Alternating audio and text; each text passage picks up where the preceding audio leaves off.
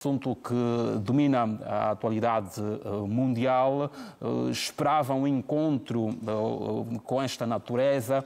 Há quem diga que a posição de Trump fica de alguma forma fragilizada neste processo negocial. Qual é a sua visão, Issao? Foi um encontro que ninguém esperava que derralhasse nos termos que derralhou, não é? Foi um encontro que durou, aquela conferência de imprensa na Sala Oval, quase briefing, não é?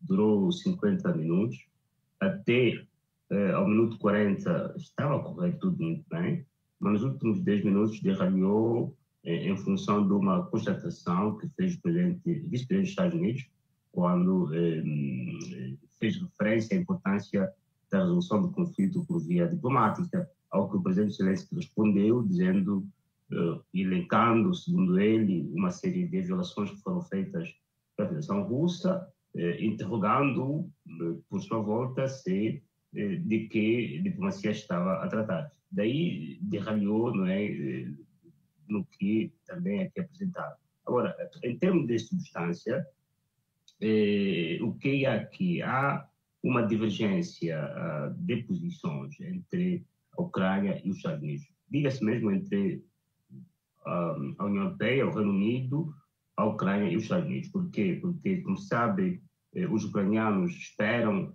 negociar o fim deste conflito na posição de força. Por isso que o presidente Zelensky, na primeira fase de intervenção, neste briefing, falou da importância de ter mais ajuda militar da parte dos Estados Unidos, incluindo o sistema de defesa aérea e outros equipamentos militares, e também defendeu que os Estados Unidos devem estar ao lado da Ucrânia, não ao lado da Rússia, e também defendeu a importância de colocar os europeus nas negociações. Mas a posição dos Estados Unidos, como sabe, é clara nessas matérias, pretendem os Estados Unidos colocar termo a esse conflito através do cessar-fogo, que é a posição, como pode ver, contrasta com o que o presidente Zelensky foi ali apresentando. E também, por exemplo, no que toca ao cessar-fogo, o presidente Zelensky, para ele, o mais importante não é tanto o acordo de cessar-fogo, mas sim as garantias para a paz, e só depois chegar-se ao cessar-fogo. Já os Estados Unidos defendem, primeiro, um acordo de recursos minerais, e depois um cessar-fogo, e depois se poderá ver a questão de garantias securitárias. É aí onde tudo fica complicado, não é? Pois, então, há posições bastante contrastantes, mas já se esperava que isso acontecesse. A novidade foi que os dois líderes expuseram essas divergências nos tons que o fizeram perante ao mundo, e não se sabe se isso poderá ser destruir todo o processo negociado ou se poderá, pelo contrário, galvanizá-lo e levá-lo ao seu termo, eventualmente, numa segunda ocasião, porque, como o presidente Trump disse na sua conta no Truth, ele disse que o presidente Zelensky poderá voltar aos Estados Unidos quando estiver pronto para negociar, não é? E, nessa altura, o que poderá haver é o presidente Zelensky consultar-se com os seus parceiros europeus. Haverá um encontro na segunda-feira no Reino Unido, entre o Reino Unido, a União Europeia e a própria Ucrânia, para verem como poderão seguramente reagir em conjunto sobre como, enfim, mover-se face às posições dos Estados Unidos para pôr este conflito. Há posições divergentes, não é? É como se dissesse que o Ocidente está dividido entre a continuação da guerra e o alcance da paz. Os Estados Unidos parece que estão isolados na procura da paz para a Ucrânia. O Ocidente entende que o outro Ocidente, no caso concreto, né, a Terra, o Reino Unido e a própria Ucrânia entendem que essa paz vai se semelhar-se mais a uma capitulação do que a uma paz, enquanto o Ocidente estiver a litigar, a discutir, a divergir sobre isso, quem sai a vencer, no caso concreto, é a Rússia, porque não estou a imaginar que, em caso da continuação do conflito da Rússia contra a Ucrânia, e neste caso, se o conflito se o acordo de paz dos Estados Unidos não for aceito pelos europeus e os europeus seguirem a continuação do conflito da Ucrânia contra a Rússia, nós estamos a ver como é que os Estados Unidos podem dar o apoio à Ucrânia, porque estaria contra os princípios que o presidente Trump está defendendo nessa altura de pôr cobro ao conflito.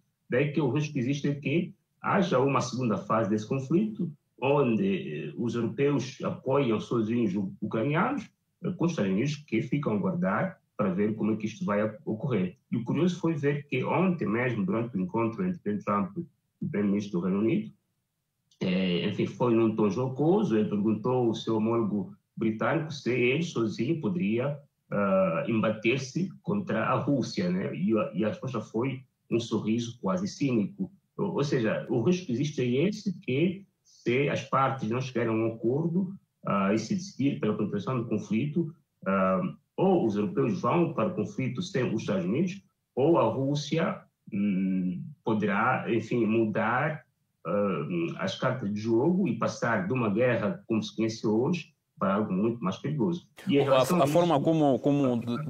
forma como decorreu este encontro fragiliza a posição de Trump neste processo que decorre de negociação? Ou nem por isso? Bem, estamos a falar dos Estados Unidos, né? E o presidente Trump é conhecido como sendo um negociador, enfim, nato, quase diga-se nato, né?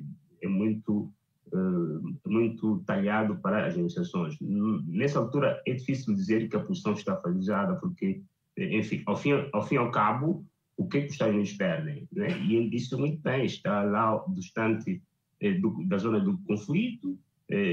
Quem sai perder se o conflito continuar é a Ucrânia, não são os Estados Unidos, né? Claro que os Estados Unidos, se calhar, se optarem por isolar-se deste conflito, pode significar a traição aos princípios que defendem, mas neste caso os princípios que o presidente Trump segue são os princípios do realismo quase econômico. Ele pretende terminar este conflito para que as vidas sejam poupadas, mas ao mesmo tempo poder contribuir para a construção da Ucrânia através de um acordo de exploração conjunta dos recursos minérios daquele país. Né? Enfim, não parece que nessa altura se possa dizer que a posição está fragilizada. Ele expôs um problema que os outros países não estavam prontos para o enfrentarem, e isso, aliás, se calhar até lhe dá a possibilidade de ser quase um disruptor do sistema. E os disruptores do sistema são pessoas que têm coragem e partem de posição de vantagem. De resto, a história ensina que, isso o Tsun disse muito bem na sua arte da guerra, é importante saber quando começar uma guerra, mas é mais importante ainda saber quando terminar o conflito. O presidente Trump parece ter entendido o Sun Tzu e pretende terminar com o conflito. Os outros parceiros parece que ainda, receando que em caso de paz isso signifique uma capitulação, estão a tentar encontrar como conciliar as suas posições com a posição dos Estados Unidos sobre o termo deste conflito. Mas esta posição dos Estados Unidos está já clara. Pergunto-lhe porque Zelensky vai para os Estados Unidos, já havia dito antes que seria para assinar este acordo, mas infelizmente não aconteceu devido ao andamento deste encontro de hoje.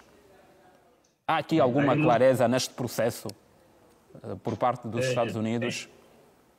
Bem, poderá ser assinado numa outra data qualquer, né? Não foi assinado agora porque o encontro terminou de uma forma muito tensa e inesperada. A conferência de imprensa não foi sequer realizada. Ele saiu do encontro e, de repente, desde que voltou para o seu país, enfim, saiu de uma forma inesperada, não é? Daí que o acordo, enfim, nessas condições, se calhar não teve condições psicológicas para ser assinado, mas creio que poderia ser assinado numa segunda data a ser concordada com ele, entre si e também em concordância com os europeus, em função do encontro que vai ser feito no Reino Unido na segunda-feira. Enfim, o acordo penso que sairá, não se sabe se sairá nos termos que foi redigido até aqui, ou se será melhorado, mas sairá porque penso que é do interesse dos próprios ucranianos que o encontro saia, que o acordo seja estabelecido, porque vai garantir, vai injetar capital, né, para a Ucrânia, que é essencial para a sua construção no período pós-conflito. E depois, se calhar, era bom, neste caso, desligar este acordo de exploração de minérios de terras raras da Ucrânia do acordo de paz, né? Isto também cria confusão. É preciso separar as duas coisas. Era bom que os Estados Unidos se dedicassem a mediar o fim deste conflito, através do cessar-fogo e depois do acordo de paz, e depois assinasse um acordo de exploração conjunta desses minérios, numa segunda fase, enfim, com a própria Ucrânia. Porque parece que a Ucrânia desconfia que os Estados Unidos estejam mais interessados nos seus recursos minerais do que na resolução do conflito, nos termos em que a Ucrânia desenha ou a Ucrânia espera, não é? Isso talvez poderá levar a que se redefinam alguns termos deste acordo, mas creio que tarde ou cedo o acordo será assinado quando o presidente Zelensky entender que é chegada a altura de voltar para os Estados Unidos, se calhar com um bocado mais de, enfim, moderação, né? Porque, ao fim e ao cabo, o que se viu parece ser uma discussão de uma rolote, né? Enfim, não me pareceu ser digno de dois chefes de Estado, sobretudo, se tratar de uma nação como aquela, com um convidado na casa alheia a responder de tu para tu com o dono da casa, né? Enfim, deverá saber conter-se, mas nesses casos ele o faz porque, ao fim e ao cabo, reflete as divergências que existem nessa altura entre os europeus e os americanos no que toca ao conflito russo-ucraniano, né? Ele quase que, enfim, exterioriza essa divergência, esse desentendimento que existe entre os dois. Basta ver que os dois líderes, francês e britânico, estiveram lá no espaço de uma semana para tentarem demover o presidente Trump das suas posições. Não conseguiram, e isso também depois leva a entender que, eventualmente, é como se ele se sentisse galvanizado, quase empolgado pelo apoio que ele tem da parte dos europeus. Basta ver também das reações que houve dos líderes europeus em apoio a ele. Porque sem os Estados Unidos, sem os europeus, o presidente Zelensky não teria como manifestar aquela, vamos dizer, ousadia política, não é? Mas também, enfim, são líderes democráticos, em democracia isso é normal, que os líderes se desentendam, só que é raro que se desentendam em frente das telecâmaras daquela forma, como se estivéssemos em cátedras universitárias, onde os debates dialéticos são aflorados e cada um tenta tirar o seu melhor. Mas, e já agora, o que é que acha da intervenção